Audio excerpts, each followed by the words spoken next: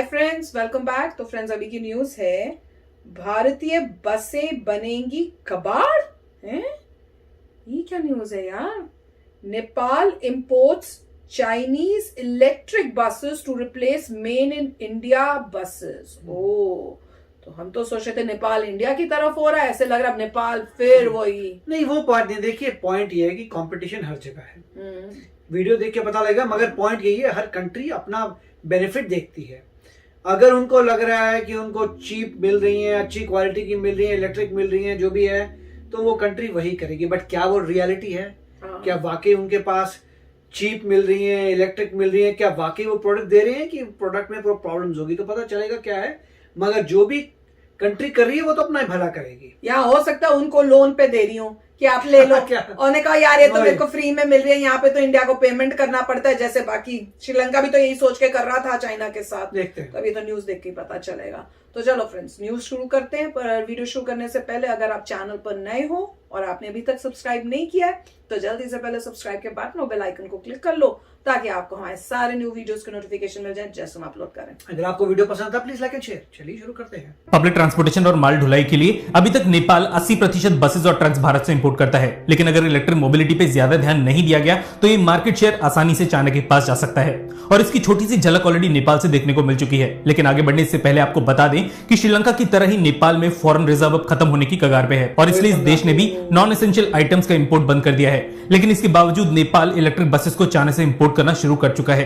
नेपाल की पहली 3 electric buses China ने डिलीवर कर दी है और इसी 14 तारीख को इन बसेस की डिलीवरी की गई थी। दरअसल ये 3 बसेस उसी 40 इलेक्ट्रिक बसेस के ऑर्डर की पहली खेप है जिसे नेपाल चाइना की CHTC कंपनी से एक्वायर करने वाली है। नेपाल टाइम्स के आर्टिकल के मुताबिक इन बसेस को नेपाल की भोतेकोसी नदी के पास डिलीवर किया गया है और ये बसेस इसी नदी पे चल रहे हाइड्रोइलेक्ट्रिक प्रोजेक्ट के आसपास चलाई जाएंगी। आर्टिकल में कहा गया है कि इन 3 बसेस के साथ 20-90 किलोवाट के चार्जेस भी चाइना ने सप्लाई किए हैं। इस पूरी डील को $3.7 मिलियन पे तय किया गया है और इन 3 बसेस के रोड वर्दीनेस ट्रायल होने के बाद बाकी की 37 बसेस भी चाइना से इंपोर्ट की जाने वाली हैं। नेपाल और चाइना के बीच फिलहाल रोड कनेक्टिविटी इतनी अच्छी नहीं है जितनी अच्छी कनेक्टिविटी भारत और नेपाल के बीच है, और इसलिए इन तीनों बसेस को फ्लैटबेड ट्रक्स के ऊपर लाद के नेपाल पहुंचाया गया था। चलिए भारत की भूमिका के बारे में भी बात कर लेते हैं। नेपाल भारत के साथ बैलेंस बनाने के लिए 4 छोटी इलेक्ट्रिक बसेस को लेकर भी बात कर रहा है। इस आर्टिकल में भारतीय कंपनी का नाम तो मेंशन नहीं है, लेकिन अगर सब ठीक रहा तो आगे चल के और ऐसी छोटी इलेक्ट्रिक बसेस का ऑर्डर किसी भारतीय कंपनी को दिया जा सकता है। नेपाल पिछले फाइनेंशियल ईयर में कुल मिला के 2000 ईवीज इंपोर्ट कर चुका है, जिसमें 2 और 3 व्हीलर से लेकर इलेक्ट्रिक गाड़ी और मिनी ट्रक शामिल है, और अकेले चाइना से इनमें से 800 ईवीज इंपोर्ट की गई है। 2025 तक नेपाल ने 25% गाड़ियों और 20% बसेस को इलेक्ट्रिक फ्लीट में कन्वर्ट करने का एक नेक्स्ट टू इम्पॉसिबल टारगेट रखा है, और वो इसलिए क्योंकि जहां इंपोर्टेड डीजल बसेस को नेपाल में सब्सिडी मिलती है, वहीं इलेक्ट्रिक बसेस डीजल वेरिएंट से 5 गुना महंगी होती हैं। नेपाल ऑयल कॉर्पोरेशन के मुताबिक भारत से पेट्रोल इंपोर्ट करने के लिए अब उपयुक्त फॉरेन रिजर्व नहीं बचा है, और इसकी वजह से इलेक्ट्रिक बसेस एक अच्छा ऑप्शन बन सकता है। ईवीज के मामले में चाइना पूरी दुनिया का 70% प्रोडक्शन कंट्रोल करता है। इसका मतलब ये कि इलेक्ट्रिक बस इंडस्ट्री जहां चाइना में मैच्योर हो चुकी है, वहीं भारत के लिए एकदम नया सेक्टर है। भारत में ऐसे करीबन 10 इलेक्ट्रिक बस मैन्युफैक्चर सेटअप हो चुके हैं जो कुछ % इंडिजनाइजेशन के साथ इन बसेस को भारत में मैन्युफैक्चर करते हैं। लेकिन इलेक्ट्रिक बसेस का मेजर सिटीज में अडॉप्शन रेट अभी भी काफी कम है, क्योंकि महंगी होने के अलावा चार्जिंग स्टेशंस की डेंसिटी भारत में अभी भी शुरुआती दौर में है। श्रीलंका, बांग्लादेश, नेपाल, भूटान और कई अफ्रीकन देशों में भारत को कई साल लगे अपना ऑटोमोबाइल सेक्टर फैलाने में, और ये ऐसे देश हैं जहां आज भी पब्लिक ट्रांसपोर्टेशन के लिए भारतीय ब्रांड्स पहली पसंद मानी जाती हैं। पेट्रोलियम की बढ़ती कीमतों के चलते आज नहीं तो कल ये सभी देश इलेक्ट्रिक मोबिलिटी पे स्विच करेंगे, और अगर इन सभी मार्केट्स पे भारत अपना कंट्रोल खोना नहीं चाहता तो पहले खुद के डोमेस्टिक मार्केट को इलेक्ट्रिक मोबिलिटी से भरने की जरूरत है। घरेलू मार्केट में ज्यादा डिमांड बढ़ते ही कीमतें अपने आप नीचे आएंगी। इसके बाद ही चाइनीज ब्रांड्स को नेपाल जैसे मार्केट में टफ कंपटीशन दिया जा सकता है। भारतीय इलेक्ट्रिक 2 व्हीलर और 3 व्हीलर इंडस्ट्री में ऑलरेडी 80% का इंडिजनाइजेशन हासिल किया जा चुका है। इसलिए भारतीय मार्केट के साथ साथ नेपाल जैसे एक्सपोर्ट मार्केट में भी भारतीय कंपनीज एग्रेसिवली चाइनीज ब्रांड से टक्कर ले सकती हैं। MIA कमेंट सेक्शन में लिखने के बाद वीडियो को लाइक करके आप हमें और मोटिवेट कर सकते हैं अगर आपको ये वीडियो अच्छी लगी। धन्यवाद, जय हिंद। तो फ्रेंड्स, रेड अलर्ट सिग्नल आ रहा है। वही है ना, क्योंकि चाइना इतना आगे जा चुका है कि इंडिया को बहुत स्पीड से कैचअप करना पड़ेगा अगर आगे निकलना भी है हमें। तो उससे यही दिख रहा है कि भैया उनके पास तो इलेक्ट्रिक जो है बसेस भी हैं। हमारे तो यहाँ खुद ही इंडिया में इतनी इलेक्ट्रिक बसेस नहीं चल रही हैं, तो पहले हमें अपने यहाँ पे बनानी पड़ेंगी, फिर जाके हमारी जब हम खुद अपनी बना के यहाँ यूज करेंगे, हमें भी जरूरत है। क्योंकि अगर हम ये कर लें तो हमारी भी कितनी प्रॉब्लम सॉल्व हो जाएंगी, पोल्यूशन की, इतना जो तेल हम लेते हैं, ऑयल लेते हैं, वो सब की। तो हमें भी वो करना चाहिए। पर देख लो कि चाइना, अच्छा मैं इससे मुझे याद आया, मैंने कोई एक वीडियो भी देखी थी जिसमें ये पता चला कि, पता नहीं वीडियो देखी थी कि न्यूज पढ़ी थी कि चाइना का तो अब वहां पे तो बसेस जो चल रही हैं, ड्राइवरलेस बसेस चल रही हैं, उनकी टेस्टिंग हो रही है कि आप बस बैठो, अभी वो सिर्फ ड्राइवर बैठता है पर कुछ नहीं करता, जैसे ड्राइवरलेस कार आ रही है वो अपने आप चल के जा रही है, पैसेंजर्स आते हैं बैठते हैं, कुछ नहीं करना है उसको, वो सिर्फ टेस्टिंग के लिए इसलिए वो बैठा हुआ है और वो पूरा जो उनका राउट है उसमें करके वो लेके जाता है।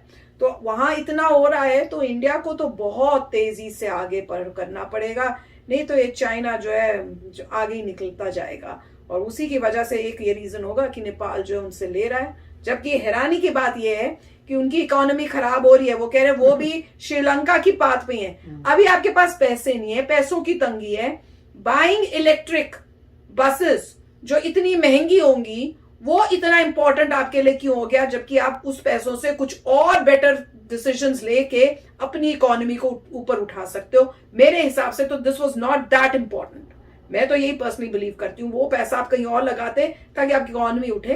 पर देख लो फिर वही चाइना, जैसे वहां श्रीलंका ने वो दिया कि भाई अब ऐसे चाइना में वो हो रहा है कि चाइना से ले रहे हैं, ऐसी सिचुएशन में तो ऐसे लग रहा है कि भाई समझ नहीं आ रही है क्या चल रहा है।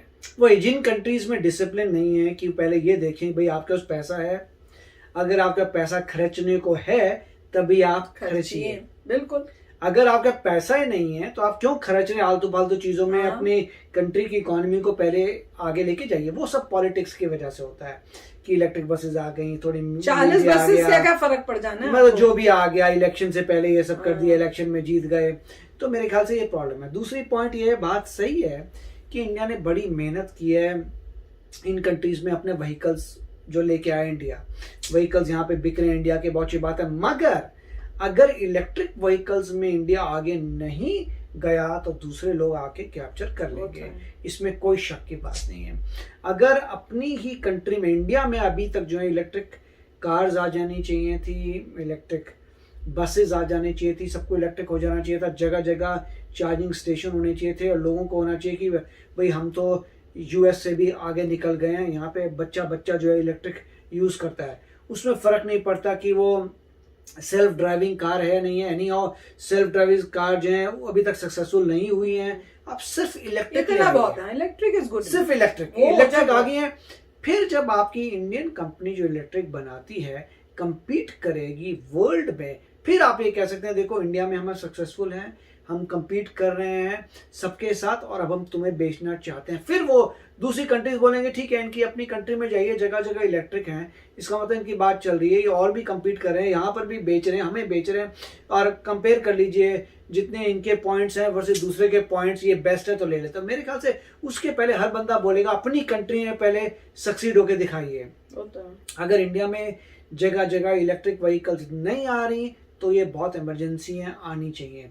अब ऐसा नहीं होना चाहिए कि नॉर्मली जो है स्टार्ट कैसे होता है, ऐसा होगा वो कोलैबोरेशन।